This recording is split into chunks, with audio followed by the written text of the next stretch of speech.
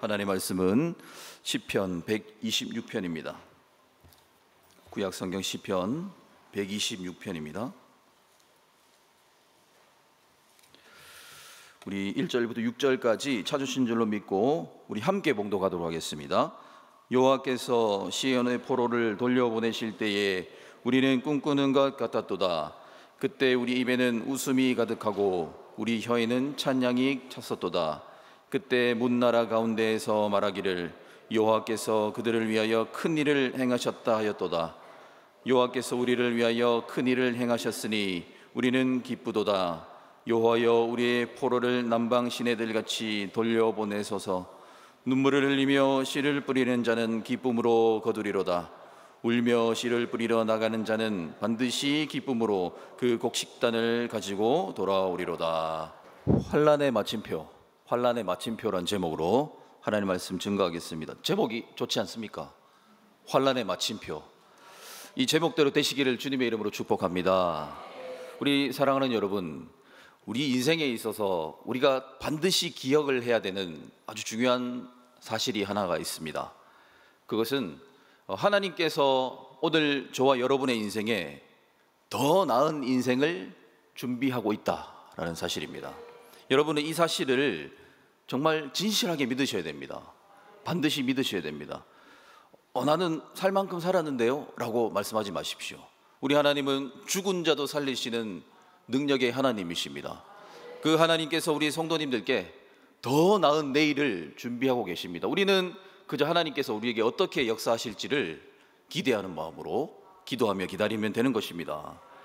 너무나 당연한 이야기이지 않습니까? 하나님께서 우리에게 더 나은 인생을 주시겠다라는 것, 너무나 당연한 이야기인데 우리가 너무 당연한 거를 얼마나 자주 까먹고 사는지 모른다라는 것입니다.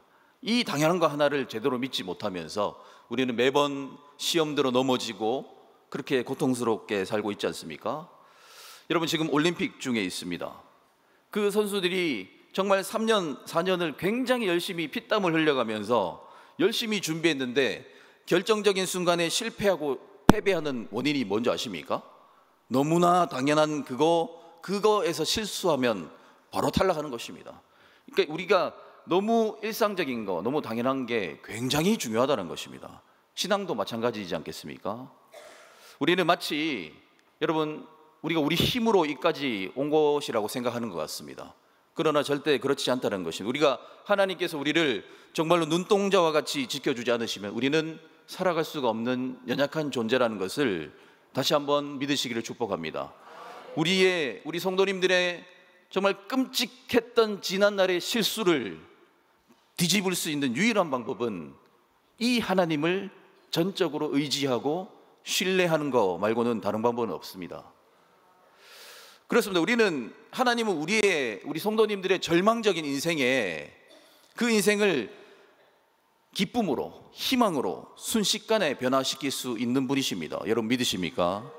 따라서 우리가 앞으로 어떤 큰 집에 살게 되어질지, 우리가 어떤 차를 타게 되어질지, 우리가 어떤 학교에 가고 어떤 직장을 다니게 되어지고 어떤 옷을 입게 되어질지, 이런 문제들은 지금 이 문제에 비하면 정말 하나도 중요한 것이 아닌 것이지요. 여러분, 이 시간 지혜자가 되시기를 축복합니다. 여러분, 성경에서 지혜자란 중요한 것을 중요하게 생각할 줄 아는 사람을 지혜자라고 합니다. 하나도 안 중요한 것을 중요하게 생각하는 사람을 우매자라고 합니다. 여러분, 이 세상에 지혜자처럼 살지만 실상 우매자로 살아가는 자가 얼마나 많은지 모릅니다. 반대로 때로는 세상 사람들에게 조금 조롱받는다 할지라도, 세상 사람들이 아이고 너무 미련하게 사냐 이렇게 우리를 조롱한다 할지라도 우매자 같으나, 그들의 눈에 우매자 같으나 지혜자로 살아가는 사람들이 있습니다. 우리는 그들을 그리스도인이라 이렇게 얘기를 합니다. 그러니 우리로 하여금 이 문제 외에 다른 문제에 집중하게 만드는 사람들을 멀리 하십시오. 그리고 철저하게 멀리 하시고, 그리고 이 문제, 하나님과의 관계에 집중할 수 있도록 이끌어주는 사람과 친구하시기 바랍니다. 그렇기 때문에 우리 이 원수 대적 마귀가 그토록 이 문제에 우리가 집중하지 못하도록 자신의 최선을 다해서 우리를 속이고 있다라는 것입니다. 자, 우리 사랑하는 성도 여러분, 다시 한번 말씀드립니다. 우리가 하나님만을 전적으로 의지할 때 그 순간 우리의 환난에는 마침표가 찍혀지게 되어질 것입니다. 오늘 시편 126편이 바로 그 말씀이지 않습니까? 다시 한번 보시기 바랍니다. 우리 성도님들의 고통스러웠던 삶의 기쁨의 찬송이 충만하게 될 것이다 라고 말씀하고 있지 않습니까? 우리가 오직 예수 그리스도 그분의 십자가만 바라볼 때 우리가 사탄에게 빼앗겼던 모든 것들을 다시 되찾을 수 있다라고 말씀하고 있지 않습니까?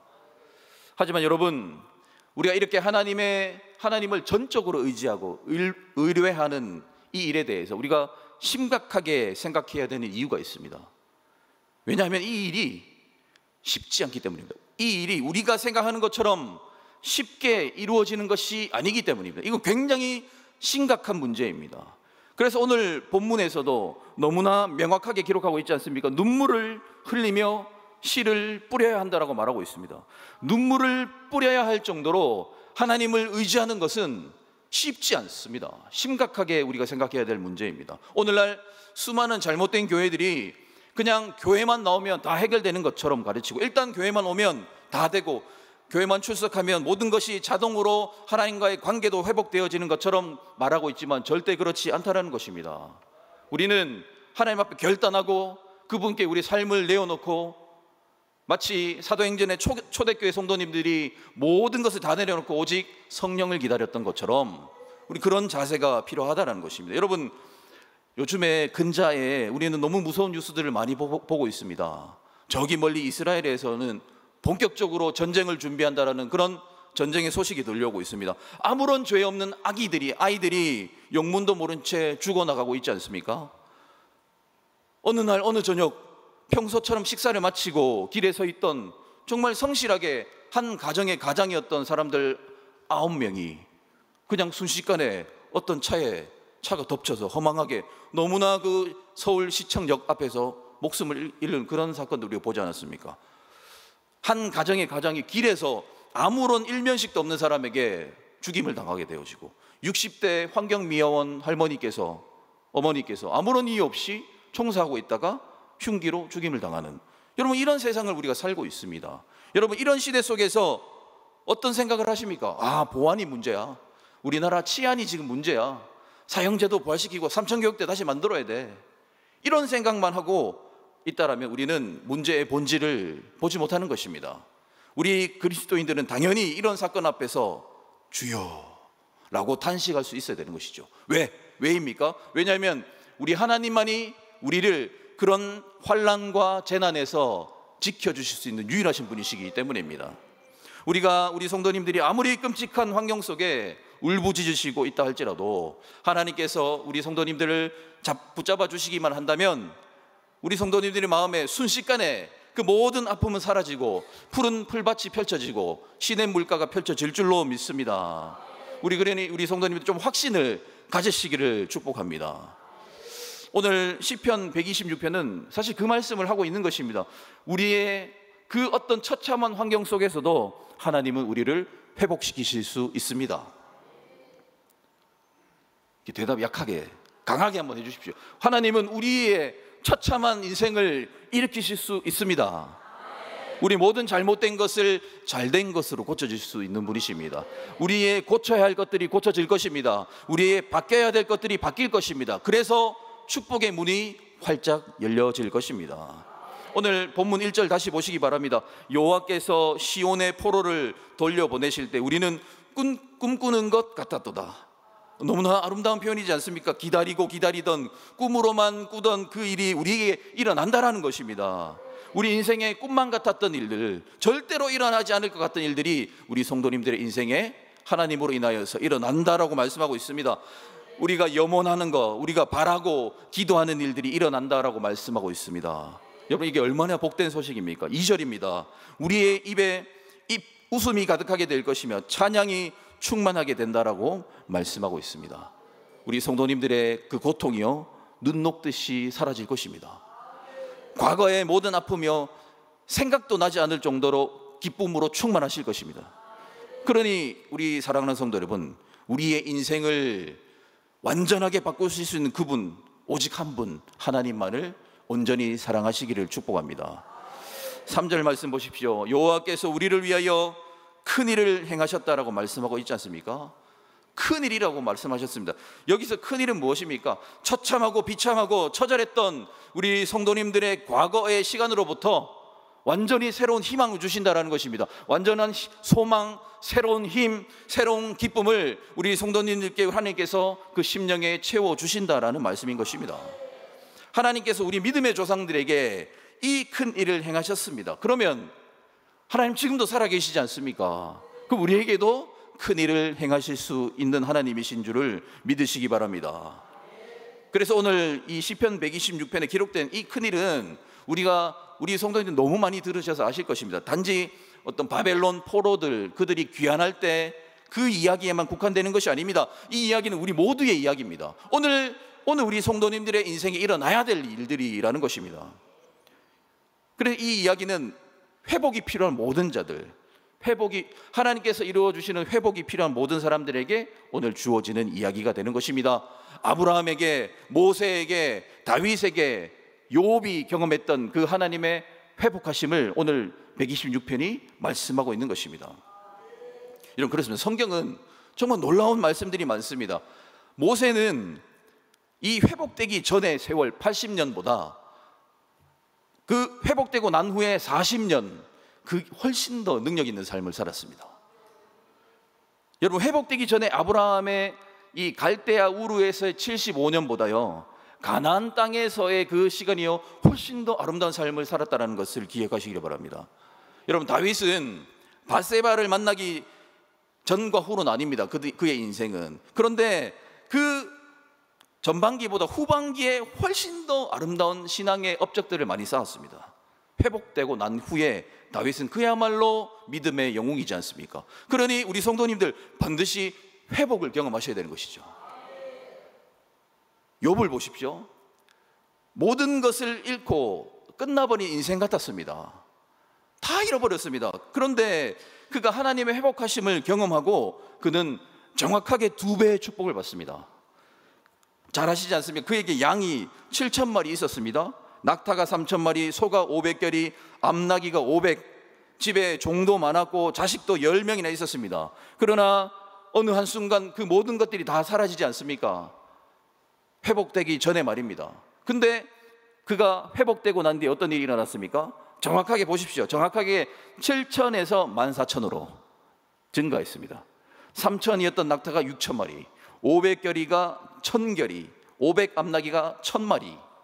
집안에 종은 더 많아졌고 그에게 자녀도 더 많이 생겼고 딸이 셋이 있었는데 그 딸이요 셋이 세계적인 진선미가 되었습니다. 절세미인에. 괜찮지 않습니까? 이게 언제 일어난 일입니까? 회복되고 난 뒤입니다. 후반기라는 것입니다. 그러니 우리 성도님들 이제 나는 뭐 끝이야 라고 생각하지 마십시오. 아직 후반기가 남아 있습니다. 하나님의 회복하심이 이토록 놀랍다라는 것입니다. 그러니 여러분도 하나님의 회복하심을 간절하게 기도하셔야 되는 것입니다. 저는 이 단순히 어떤 그 재산이 많아지고 증가하는 것을 말씀드리려는 것이 아닙니다. 단지 재산이 증식되고 뭐 부귀영화를 누렸다 그런 말씀을 드리는 것이 아니고 인생의 문제에 있어서 하나님을 정말 온전히 신뢰하는 자가 받을 수 있는 복에 대해서 말씀을 드리는 것입니다. 너무 당연하지만 우리가 너무 자주 놓치는 그것을 잘했을 때 얼마나 놀라운 일들이 오늘 우리 성도님들의 삶에 일어날지를 말씀드리고 있는 것입니다. 그렇습니다. 기쁨은 잃었던 것을 되찾을 때 훨씬 더 강하지 않습니까? 어저께 탁구도 물론 졌지만 역전승이 훨씬 더 기쁘지 않습니까? 지고 있다가 이기는 것이 훨씬 더 아름답고 멋진 것입니다. 빼앗겼던 것을 찾는 것이 더 그때 회복하심이 더 기쁨이 극대화되듯이 왜 하나님께서는 우리에게 때로는 고난을 주시는가? 그 기쁨을 극대화시키기 위해서라고 저는 믿습니다. 그래서 우리 이 기쁨이 최대한 강해져서 우리 성도님들에게 전달되기를 바라시는 하나님의 마음이 있다라는 것입니다. 그런데요, 중요한 것은 하나님은요, 우리가 예상하는 방식으로는 일하지 않습니다. 항상 우리의 예상을 벗어나시죠. 우리의 생각을 초월하십니다. 언제나 하나님은 우리의 생각을 뛰어넘는 방식을 선호하시는 것 같습니다. 그러니 우리 성도님들 지금 내 뜻대로 뭔가 풀리지 않는다고 해서 절대로 낙심하지 마시기 바랍니다. 하나님의 뜻이 있습니다. 하나님의 방법이 있고 하나님의 방식이 있다는 것입니다. 그 방식이 우리가 생각하는 것보다 훨씬 더 좋다라는 것은 굳이 말씀드리지 않아도 우리가 다 알 수 있지 않습니까? 이것을 겸손하게 인정하시기 바랍니다. 하나님이 우리보다 훨씬 더 지혜로우십니다. 그분이 해야 될 그 일은 그분이 전적으로 그분의 능력으로 하실 것입니다. 우리는 그분을 신뢰하기만 하면 되는 것입니다.